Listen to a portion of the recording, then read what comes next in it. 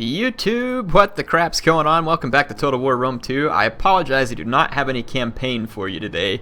I'm involved in a logistics engineering conference this week with my team, and it's keeping me pretty busy, sometimes even a little bit in the evening, so my recording time is even less than usual, which is not near as much as I would like. But hey, I love my job, and it's got to get done.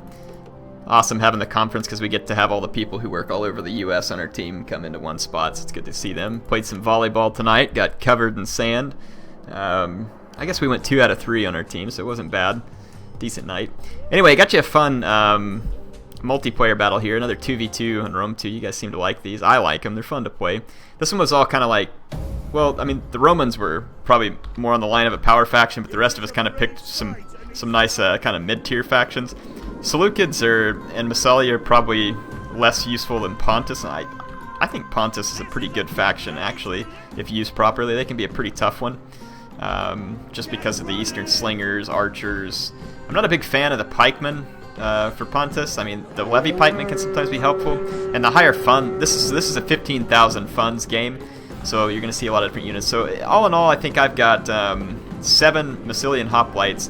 And the key thing to remember about these guys, and I did get to put a chevron on all of them, so they have slightly better attack, and they have an 8 armor-piercing damage spear. It's an elite spear. It's the same one that the Royal Spartans carry, and that's a very nice feature for these Massilian hoplites.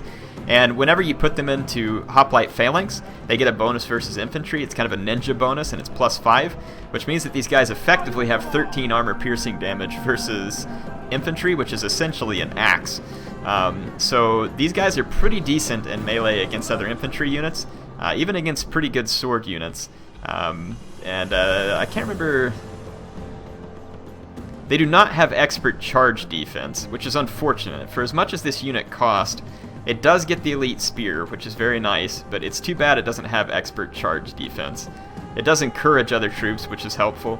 But yeah, if this unit had expert charge defense, it would be a pretty stout hoplite unit. So that's going to be its one weakness, is you're not going to want to get it straight up charged by some unit that has a ridiculous charge bonus, like an Oathsworn or something else like that. If you meet shielded with them, they could do pretty decent in a drawn out melee.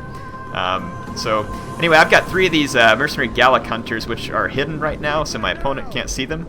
And our opponents are being pretty smart here, and they're pushing up the hill, trying to be able to focus their attacks on the flank of the Roman. The Roman is the bigger threat out of the two of us, so it makes sense that they want to double team him. This line of Evocati and Eagle cohort back here is brutal, and these legionary cohorts are no pushovers. Oh, there's another Evocati up front. Yeah, none of these cohorts are pushovers. There's only 2 Praetorian Cav on the field, but Praetorian Cav are strong. They're very good melee Cav. And at this price point, obviously the Roman player is able to afford them. There's 3 auxiliary Syrian archers, which is a decent archery force. However, there's 4 Syrian heavies for the Seleucids. Yeah, the rest of my army is 3 Hippeus lancers, and I have a Celtic warrior and an axe warrior on each flank for support units. So I like using infantry to support on the flanks, especially with cav around. And you're going to see here that my Gallic hunters, you can see the little eyeball up above them. That means they're still hidden. And I've pushed my infantry forward to the point where they can stay behind my infantry and stay hidden and still shoot at the enemy slingers. Now, I don't often like to use bows against slingers. I kind of like to use them against higher priority targets. But these Eastern Slingers have enough ammo that even into the front of my Massilian hoplites over time, they can cause some pretty substantial damage. So I'm going to pepper them with arrows and get rid of them. Right now, my opponent probably understands that I have hidden archery units shooting at him, but he can't see them. And that's very handy because if they can't see them, they can't shoot back. And if they want to see them, they have to walk further forward, or they have to pull back, and when they pull back, they show you their back. So it gives me lots of great opportunities, like right here. My opponent definitely has a skirmishing advantage with 5 Eastern Slingers versus what I have, which is 2 Celtic Slingers and the 3 mercenary Gallic Hunters. The Gallic Hunters would be horrible in a stand-up fight versus these Eastern Slingers because they have 0 armor. And the slingers would mess them up pretty bad. But now that he's given me a few shots, I've just quickly gained an upper hand on him when it comes to skirmishing. And he can finally see my Gallic hunters, but I mean, they kind of go in and out of hiding. And as he's having to reposition his men, my Gallic hunters are killing them. And then over here, they bring a bunch of extra slingers up here with the Syrian heavies, trying to gain a skirmish advantage on the Roman. But the Roman player has he does something similar to me here, keeps his skirmish units on his left, and it's making it more difficult for the Syrian archers down here. They're not in range to fire back, so the Roman is in an excellent position here. And these Praetorians are going to get an excellent engagement versus all this Median cav. And the elephants, everything's coming in. There's an Evocati cohort. This engagement's going to go terribly for the Seleucid. Pikesmen, I mean, it's not bad if he can ram them right up against these Praetorian cav, but they're going to be a horrible support unit in general. Very nice charge, though, coming in here from the Hellenic cataphracts into that Praetorian cav. That's going to be pretty brutal. Definitely going to take a toll. This one's just going to charge into the back of its own unit, though, and it's going to be not as useful.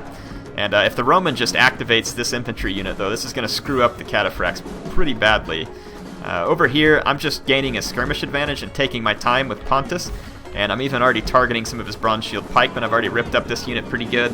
I love pikemen. I loved using them in Rome 1. They were so much fun. Rome 2, I love this game. It's my favorite multiplayer probably of any Total War game. But and look right here, I got some javelins off on these expensive cataphract units, and then I'm just going to pull out of here. I was going to try and charge them before they got their pikes down, but I couldn't make it.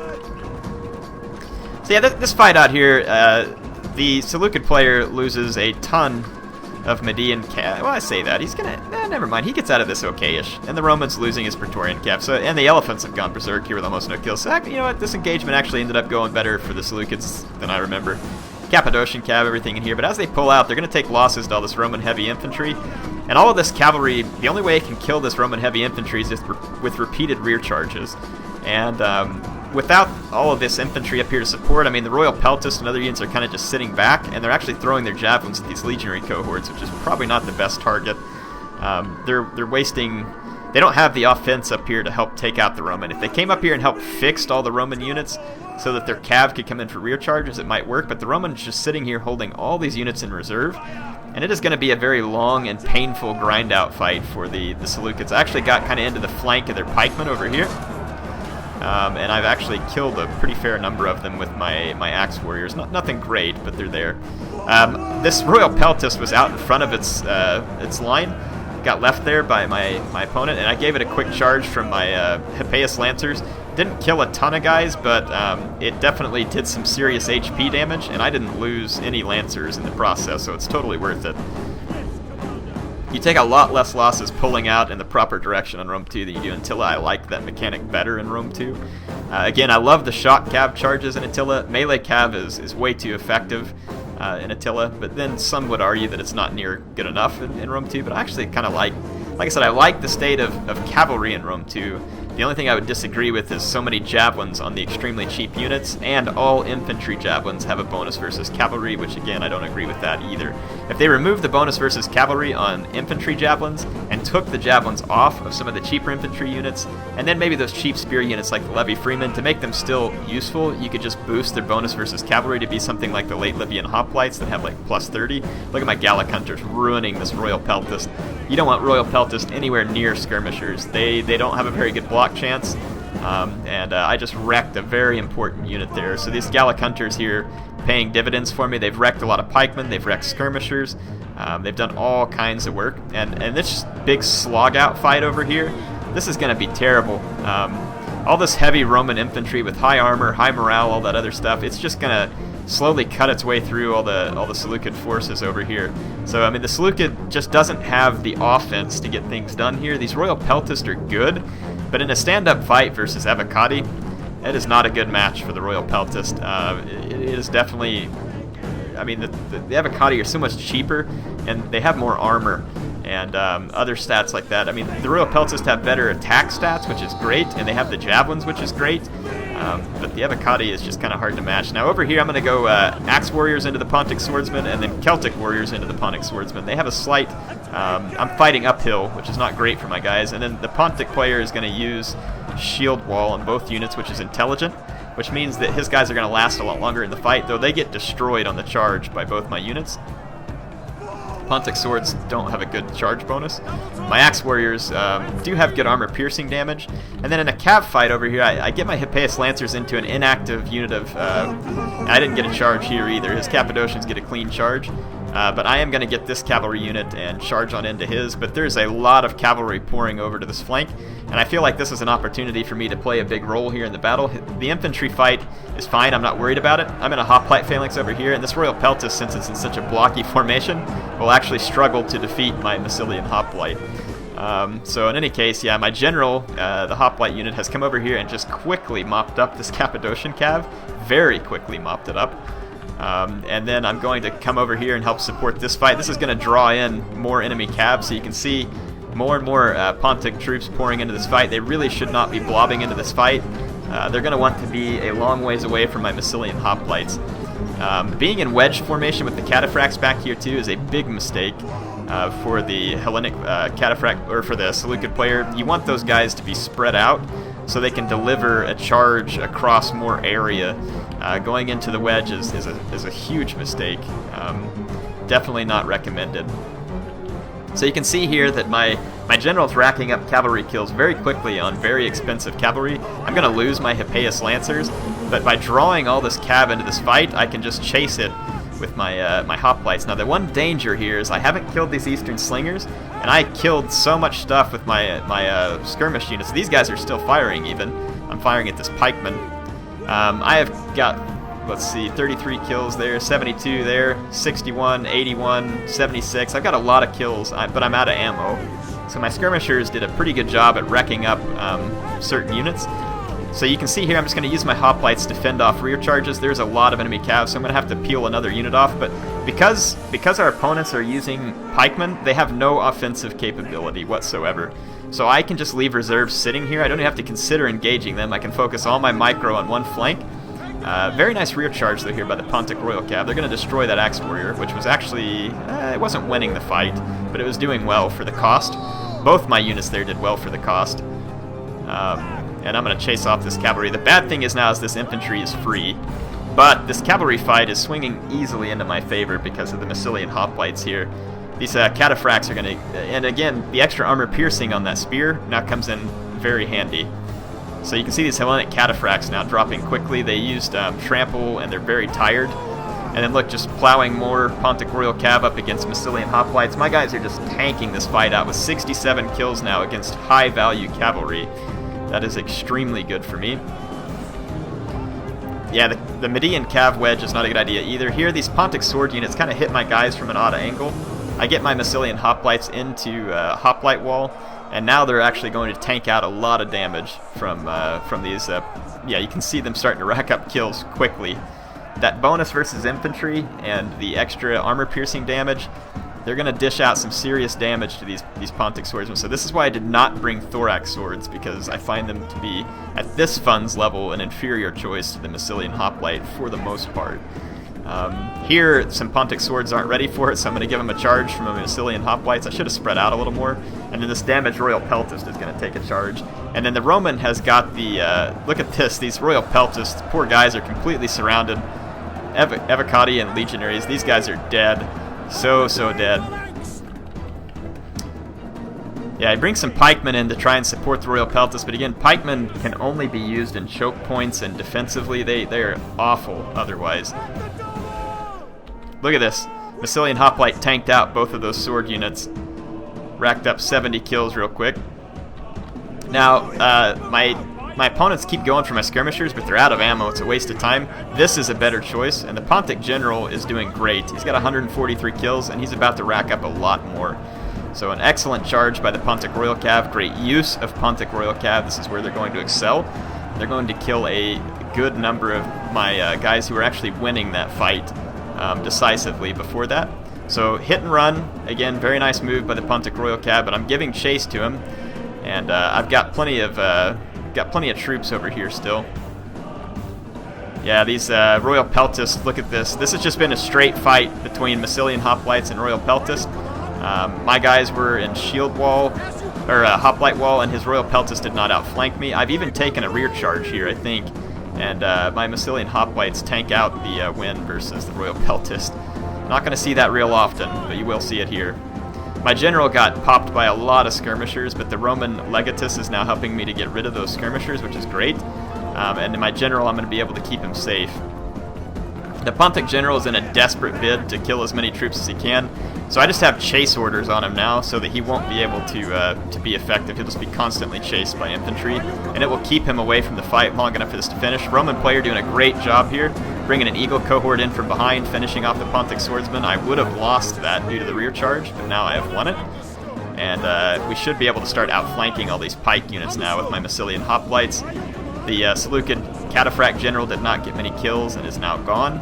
So this fight's gone very well for us. Like I got a damage to Paius Lancer unit running down these Syrian archers. They're not going to be able to get the job done, especially when these Hellenic cataphracts chase. But I'm really just using this as an opportunity to try and get my my general over there. I just used second wind so that he could get his speed back. The Roman player though did a pretty good job of outflanking a lot of the Royal Peltist. His guys were in a blocky formation, but it's okay.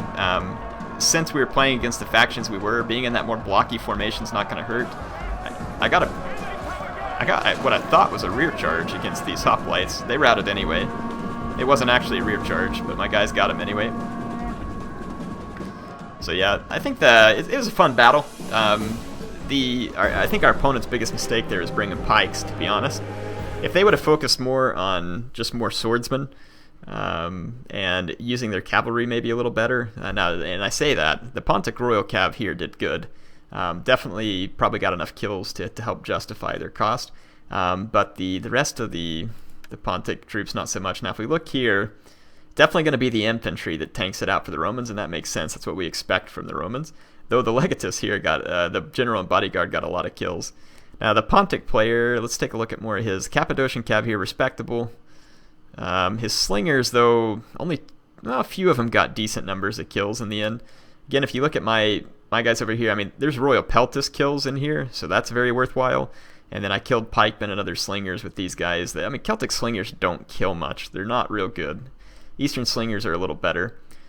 Decent number of kills here on the Axe Warrior, not bad. You know, again, for their price, depending on what they fought here, which, you know, almost anything would make it worth it with these guys. Massilian hoplites, though, doing very well in this battle. I don't even think I've lost a single unit of them. And some of them, and then a lot of these kills here, too, that's mostly high-value cavalry kills, which is why I had one chevron on them. They picked up 2 chevrons in this fight, so you know they were killing some expensive cavalry. So anyway, let's take a look at the Seleucid player here and see what he had. Yeah, his Royal Peltist just did not pay off, and his cataphracts nothing paid off for the Seleucid player, except for this archer unit. That's not bad, depending on what it killed. This one's not too bad either. Anyway, I hope you all enjoyed this. Again, I think that the interesting things to note here, I love the Seleucid faction. I love them in Rome 1 a lot more than I do in Rome 2 as far as their versatility and usefulness. Their biggest struggle in Rome 2 is that they really don't have a good midline infantry unit. And a good mid-tier sword unit is almost kind of what makes a good faction in Rome 2. Not entirely. And there's some tools that the Seleucids have that are very nice. I really like Hellenic cataphracts, but they are obscenely expensive. They are a very good unit, but they are very, very expensive. The health on them is insane. It's excellent. And these guys can put down a horrible charge on a rear charge. But they're almost like an elephant unit. In my mind, I never bring more than one, if I bring them at all. And the problem is with building an army with the Seleucids is that if you're on, like, say, a standard fund setting, so let's say we'll just go into large funds. If you want a cataphract, so let's maybe, or usually smarter to put your general, I don't know, maybe in a Royal Peltist or something. Let's say that you want a cataphract. Look at the amount of money you're already down to 9,000 talents. Well, let's look and see what else is available to him. So you wouldn't want to bring a cataphract and an elephant. You'd want to go one or the other. I kind of like cataphracts. The elephants are not bad, but they're even more expensive, and they're going to draw more attention to themselves. So let's say we get some Eastern slingers to help protect our guys. The only infantry I can really field are these thorax swords, and they cost a lot for what they do. They're not particularly good. And now I need cavalry too, and so this is the problem with the Seleucids. It's like you just can't hardly field enough, and you may be able to throw some of these guys in just to fill some numbers. This army here, if you think about it, has one prayer, basically, against others, and it's these Hellenic cataphracts. Median Caver, they're so-so, they're not bad. Thorax swords are the only redeeming factor is shield wall, and depending on what they're fighting, they won't last long. Eastern slingers are a nice boon, but you know how much of that can turn around. So really, this is kind of like a one-trick pony. You kill those cataphracts, and this Seleucid army's finished. And that's why I find it difficult to use the Seleucids, because their killing power is in units that are extremely obvious, like a side chariot, extremely obvious, elephant, extremely obvious. You know, like that's the reason why I find the Seleucids difficult to use sometimes. Now they do have these Persian light archers aren't bad. And they have the Syrian heavies, but again, very expensive. And the Seleucid, that's kind of the problem with the Seleucids right now, is that they're just very expensive. They don't have any good horse archers. All they have is these camel archers, and I don't even think they have Parthian shot, so they're not very good. Horse skirmishers can sometimes be used to good effect as a cheaper alternative to Median cav, like if you can actually harass enough enemy cav. But again, if you're playing against a barbarian faction, it's all about Levy Freeman. And your horse skirmishers will be easily neutralized by Levy Freeman. This is one of the units, so I think I think certain cheap units should carry javelins, like the Iberians, the Lusitani, and the Aravaci. Some of their cheap units should carry javelins. Totally agree with it, because it gives them a faction identity. With the Arverni, the Boii, and the others, Levy Freeman need to lose the javelins. Celtic warriors need to lose the javelins. And if you took the javelins away from these units, it would kind of force more spear warriors and other stuff, which would mean a little less money that we can spend on chosen swordsmen and other important units. So it would kind of help, in my mind, kind of maybe like kind of pull those barbarian factions back down into a level that's more in tune. And I still, to this day, and people are still going to hate me for this, Evocati cohort, veteran legionaries, armored legionaries are game-breaking. They're not game-breakingly. They are a nuisance, a huge nuisance. And don't get me wrong, the barbarian factions are stronger than Rome in general. If you get on broken terrain, though, Rome is very dangerous. These units just are too cheap. I want Rome to have access to good, cheap, heavy infantry, and some of you always argue this with me, but I don't care. I'm not giving up on it. Evocati cohort are too cheap. Veteran legionaries are too cheap, and armored legionaries are too cheap. For what you get out of this unit, they should all cost over 1,000 talents. They would still be a good unit at over 1,000 talents. Leave the legionary cohorts and the other ones the way they are, so that you have a good, solid, heavy infantry. I mean, these guys are unmatched at 700 talents when it comes to like a sturdy, heavy infantry like this. No other similar type unit has... I mean, look at thorax swords compared to these guys, for goodness sakes. They get beat to pieces. And again, even at 1,000 talents, the Evocati cohort is still a heck of a lot of sword unit compared to what you're going to get from the others. I mean, look how much I have to pay for an Oathsworn. Now that said, there's a few other units in this game that strike me as a bit odd. The Sword Followers are a heck of a lot of sword unit for 760. Maybe just a small price bump on these guys. Not a lot, because the Boii need them in their lineup, but you know that might help as well. Just kind of covering some of those things. And I think that if you did that and made those little tweaks to the javelins and stuff on the barbarians, it would kind of pull these factions down just a little. I don't want them wrecked or ruined, but if those factions get pulled down just a little, it'll help the more crummier factions like Macedon and others that suffer not get so outmatched by these other factions. It's still going to be difficult. But like Thorax Swords, for instance, need a price drop. If they just drop the price some on these guys, it would work out fine for the factions who have to use them. They're just too expensive. And I kind of almost... I mean, Hoplites, these guys probably need... I don't know if they need any tweaking or not. They're fun units to use. It's just difficult. So, yeah, I mean, those are some things I'd like to see done to Rome 2. There is a beta patch that's out. You're not going to see those things done in this beta patch. At least I don't think so. And not everybody agrees with what I'm saying here either, but those are a few things that I think are still outstanding in this game that wouldn't wreck it, wouldn't ruin anything. It would just kind of tweak it. I actually love this game for the most part, and don't in general have any complaints about it as you see me play it and enjoy it. Hope you all enjoyed this. HeirofCarthage signing off for now.